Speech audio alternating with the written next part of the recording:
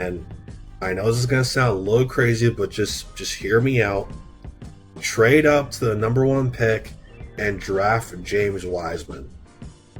So Hornets fans, what would you guys think of a backcourt, excuse me, a front court of Miles Bridges, PJ Washington, and James Wiseman? Yo, what's up guys? It's John, aka Data Mike, and welcome back to another video. Hope everyone is having a good day, afternoon, evening, no matter what time of the day it is that you're watching this. I'm actually doing pretty well. You know, I just like a nice 2 hour nap before this, so I'm ready to give you guys some nice content today. I got a double upload. So we got this first video today, and then I have another video coming out for you guys in the next hour. So let's get to it. So like I said in my off-season shopping list videos, I plan to do alternate videos for the other teams that I couldn't do because like I said, they're capped out and they can make little to no moves. So here's the first one on the Milwaukee Bucks. So if you enjoy this video, leave a like and comment. Also, let me know if there's other topics you guys want to talk about, especially now that it's the off season. If you guys enjoy my content in general, subscribe, turn on all notifications, and follow all my social medias in the description below. I share all my videos on Twitter. I live stream on Twitch, where you should definitely follow because I stream at least twice a week on there. And I recently created my own Discord server, which is public and free to join. Like I said before, anyone can make a Discord server. So without further ado, let's get right into it.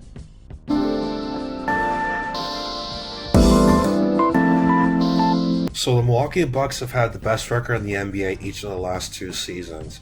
In 2018-19, they exploded from 44 wins and the number 7 seed the year before to 60 wins and the league's best record.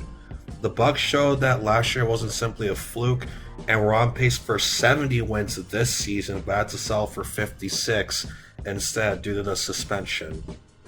But despite their success, they don't have a championship to show for it. Last year was their best chance as they advanced all the way to the conference finals and raced out to a 2-0 lead over the Toronto Raptors.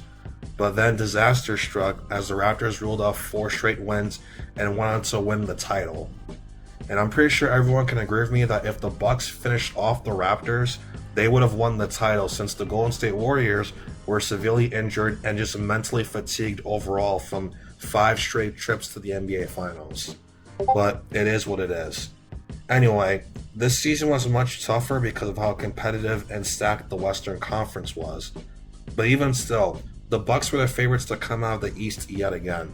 Yes, they struggled in the seeding round of the bubble and they lost game 1 of their first round series against the Orlando Magic, but they got their act together and won the next 4 games.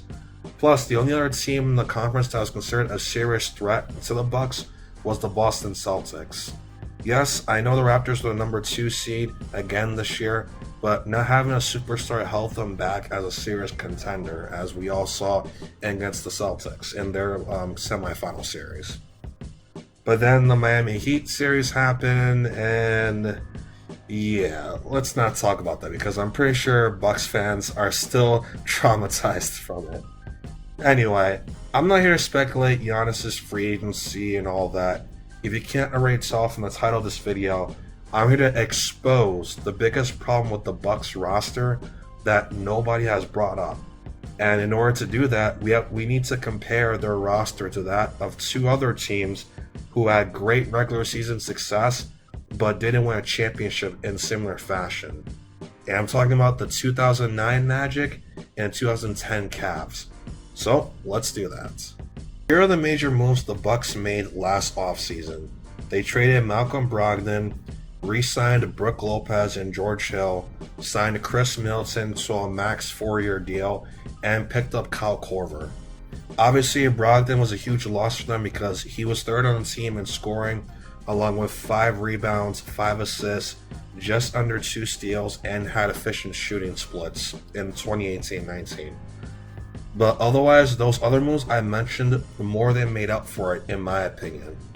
Here's the thing though, it only made up in the fact that the Bucks had more shooting. And if you think about it, that's what the Bucks need, right? More shooting around Giannis to make up for his lack of shooting. Just like the 2009 Magic, who had seven elite shooters to surround Dwight Howard with. Jameer Nelson, Courtney Lee, Rashard Lewis, Anthony Johnson, JJ Redick, Michael Pietrus, and Hedo Turkoglu. But here's the difference between that Magic team and the current Bucks, and this is why the Bucks got exposed by the Heat so badly. The Magic had elite shooting and natural ball handlers. Does that make sense? Elite shooting and natural ball handlers. Two completely different things, but because the Magic had a good balance of both, they were extremely difficult to defend. And along with their shooters, the Magic had Nelson, Johnson, Lee, and Turkoglu share ball handling duties. They also traded for veteran point guard Rafer Alston, who averaged 5.1 assists in 29 games. Meanwhile, the Bucks' primary ball handlers this season were Giannis, who I'll talk about in a second, Eric Bledsoe, Middleton, and George Hill. As you can see, the only natural ball handlers out of those four guys I mentioned are Bledsoe and Hill, because they're point guards. Yes, Middleton is decent, but he already has to carry the bulk of the scoring load and defend the opposing team's best player, which brings me to Giannis. Okay, so for those who may not know or don't follow me on Twitter, which you should follow me on, by the way, link in the description, which I put in all my videos along with the rest of my social medias. I'm a contributor for Fansided, and I wrote a series preview on the Bucks Magic series called Giannis Antetokounmpo Must Keep His Composure Against the Magic.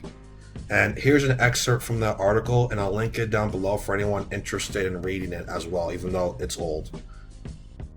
Quote, he needs to let his point guards take charge of ball handling duties so he can start looking for space inside the arc.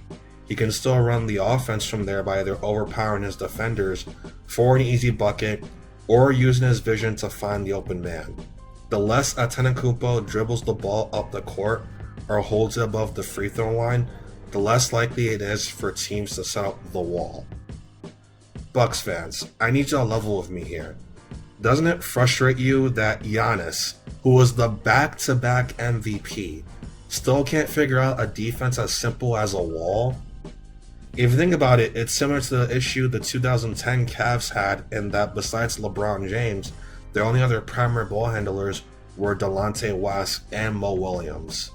So, to end off this video, can the Bucks fix this issue of not having enough natural ball handlers? With a couple of tweaks here and there, yeah. Like, for example, I think they should trade Bledsoe because he's terrible for this team, re-sign Pat Connaughton and Frank Mason and give both of them more playing time. Especially Mason, because I think he could be extremely invaluable under the right circumstances. And remember, he was a point guard coming out of college. He went to Kansas, and I believe he played with Andrew Wiggins. So, yeah, that's it. Remember to like and subscribe, follow all my social medias in the description down below, and I'll see you guys on the next one.